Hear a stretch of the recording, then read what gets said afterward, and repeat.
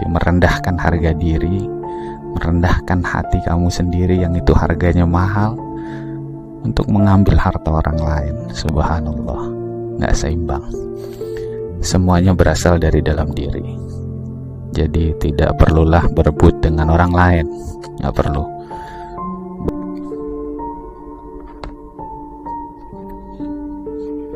Assalamualaikum warahmatullahi ta'ala wabarakatuh. Kita langsung saja membacakan kitab Fathur Rabbani. Qala musannifu rahimahullah ta'ala, berkata musannif rahimahullah ta'ala, Tuan Syekh Abdul Qadir Jailani,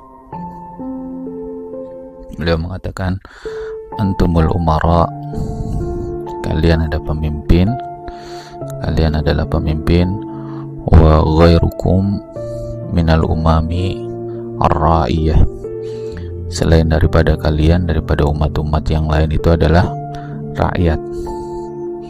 Jadi kita sebagai muslim adalah pemimpin dari umat-umat yang lainnya, setidaknya nanti di yaumil qiyamah. Ma dumta qa'idan fi baitin nafsika, selama kita ini duduk di rumah-rumah nafsu, wahawaka, dan juga hawa, watabaika, dan juga tabiat-tabiat buruk kita itu, la tasih, maka kepemimpinan itu tidak akan sahih, tidak akan benar. Jadi kalau mau benar kita sebagai pemimpin, jangan duduk di rumah-rumah nafsu, jangan duduk di rumah-rumah hawa, dan juga jangan duduk di rumah-rumah tabiat buruk. Kalau kita dalam keadaan seperti itu, maka tidak sahih kepemimpinan kita. Maka ta'liknya kalimat Tuan Syekh di atas itu sebuah keharusan. Itu keharusan kita sebagai pemimpin, setidaknya di hari kiamat nanti. Tetapi kenyataannya saat ini kaum muslimin lemah. Jadi lemah dalam hal ini, kepemimpinan ini. Kepemimpinan akhlaknya buruk, akhlaknya kurang bagus. Jadi kalau mau sahih kepemimpinan itu, maka perbaiki akhlaknya. Jangan duduk di rumah-rumah nafsu, rumah-rumah kemaksiatan, rumah-rumah hawa, rumah-rumah tabiat yang buruk.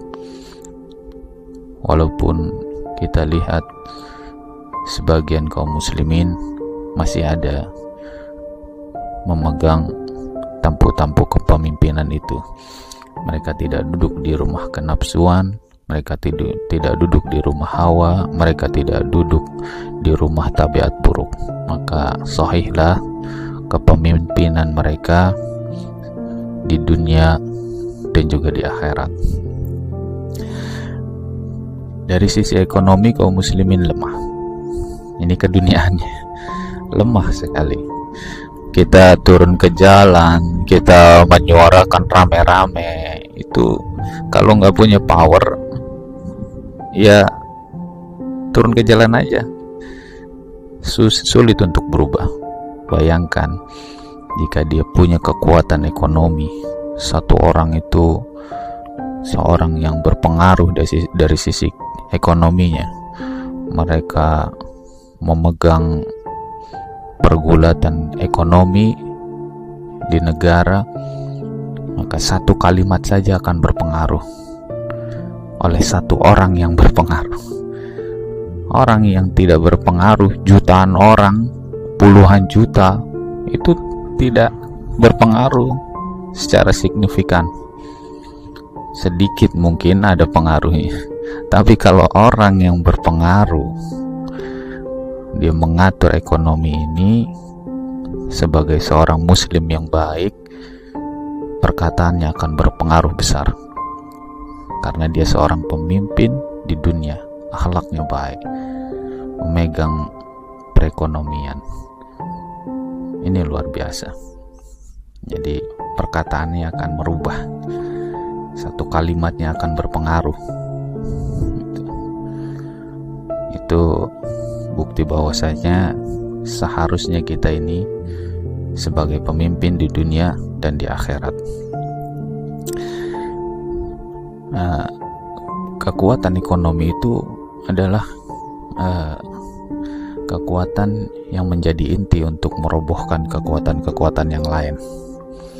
Jadi itu kekuatan ekonomi itu inti untuk merobohkan kekuatan yang lain.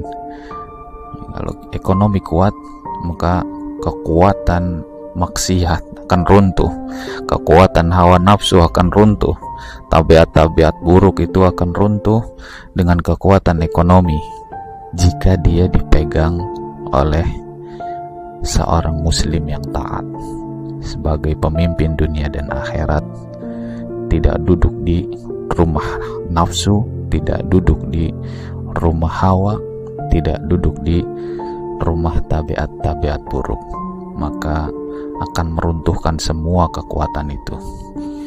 Kenapa kaum muslimin lemah di bidang ekonomi ini?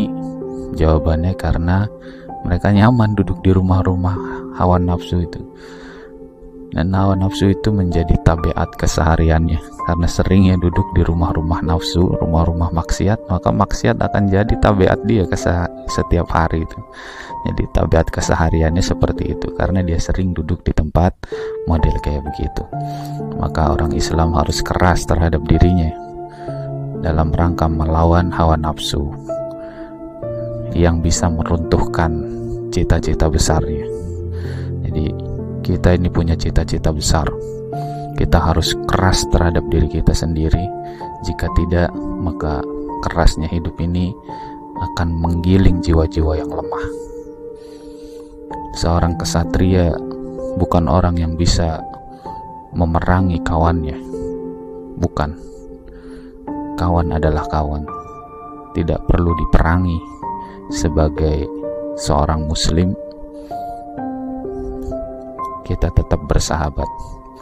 Tetapi kesatria itu memerangi musuh dengan gagah berani, dan musuhmu adalah hawa nafsumu sendiri.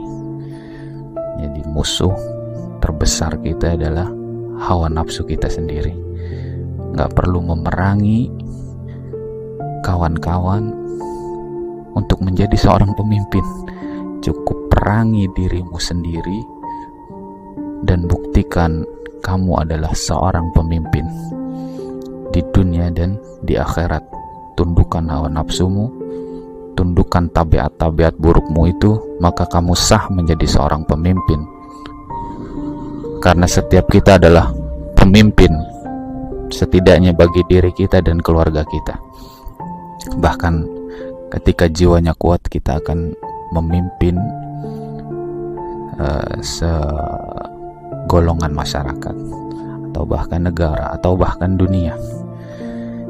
Jadi kalau Tuan saya ini duduk di dalam rumah hawa nafsu, menunjukkan betapa santainya bersahabat dengan hawa nafsu. Jadi kata Tuan saya, qaidan fi baiti nafsika, itu betapa santainya orang sampai bisa duduk di rumah hawa nafsu itu. Betapa santainya orang bisa duduk di rumah tabiat-tabiat buruk, santai dengan nafsunya, santai dengan hawanya, santai dengan tabiat buruknya. Luar biasa kaum muslimin yang melakukan hal seperti itu. Tidak memerangi hawa, nafsu dan tabiat buruknya, dan berusaha untuk merubah dunia. Nonsense. Madumta, Tuhan saya mengatakan lagi, madumta munazi'an lil khalqi fima aidihim. Selama kamu berdebat dengan makhluk terhadap apa yang ada di tangan mereka, mustajliban lahu biryaika, kamu akan terpenjara dengan riya, wa nifaqika, dan juga kemunafikan. La sihata laka, maka itu tidak benar. Jadi nggak boleh kita merebut apa-apa dengan orang lain. Kalau kita berebut, maka pasti ria kita untuk memenangkan apa yang kita rebutkan itu. Pasti munafik kita untuk memenangkan apa yang kita rebutkan dengan makhluk yang lain, dengan manusia yang lain. Jadi manusia sering berebut harta, kekuasaan, kehormatan, validasi dari lembaga yang diakui atau dan sebagainya yang lain.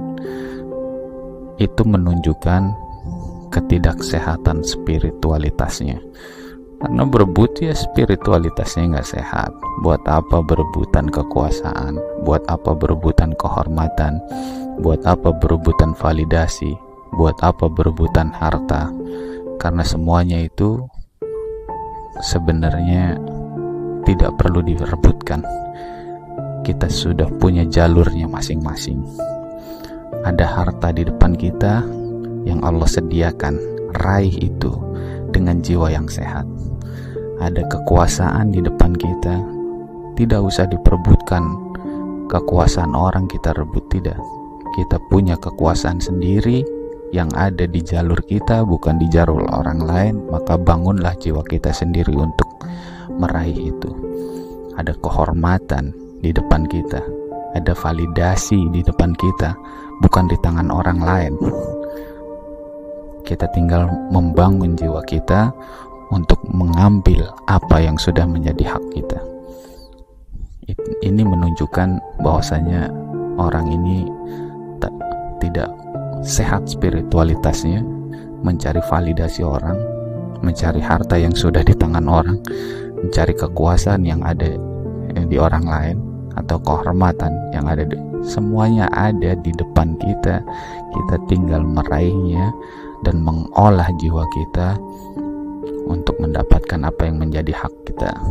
Jadi Allah sudah menunaikan kewajibannya sebenarnya sebagai Tuhan. Gitu. Kita tinggal ambil hak itu. Kita tinggal ambil hak itu dan tunaikan kewajiban kita sebagai hamba Tuhan. Ini perkaranya, Pak. Soalnya nuntut hak aja kita sebagai hamba, lupa kewajiban kita sebagai hamba yang harusnya mendapatkan hak dari Tuhannya. Karena kita sebagai hamba tidak menunaikan kewajiban, hak itu nggak muncul. Apabila mereka berebut perkara di atas, itu menunjukkan mereka masuk ke dalam medan ria dan kemunafikan.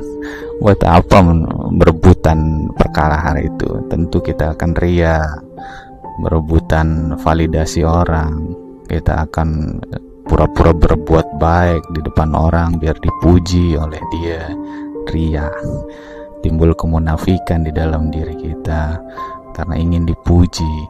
Padahal sebenarnya kita nggak seperti itu, berusaha untuk menjadi pribadi-pribadi yang lain demi sebuah pujian. Banyak orang ketika berebut kehormatan harus mengorbankan perkara yang lebih penting dari validasi kehormatan itu sendiri. Banyak perkara yang lebih penting ketimbang sebuah pujian dari orang lain. Kita meninggalkan ibadah, kita meninggalkan keluarga, kita meninggalkan bahkan mengeluarkan harta yang banyak demi sebuah jabatan, validasi orang. Subhanallah. Jadi tidak seimbang apa yang kita korbankan dengan apa yang kita dapatkan, nggak seimbang. Boleh saja mencari kehormatan diri, tapi jangan berebut mencari kehormatan. Boleh cari kehormatan di depan kita, jangan berebut dengan hormatan orang lain, jangan. Kita punya kehormatan kita sendiri yang kita bisa raih dengan menunaikan segala kewajiban kita sebagai seorang hamba. Maka Allah akan memberikan hak kita sebagai seorang hamba Allah. Dan itu kewajiban Allah Subhanahu wa ta'ala, kalau boleh dikatakan.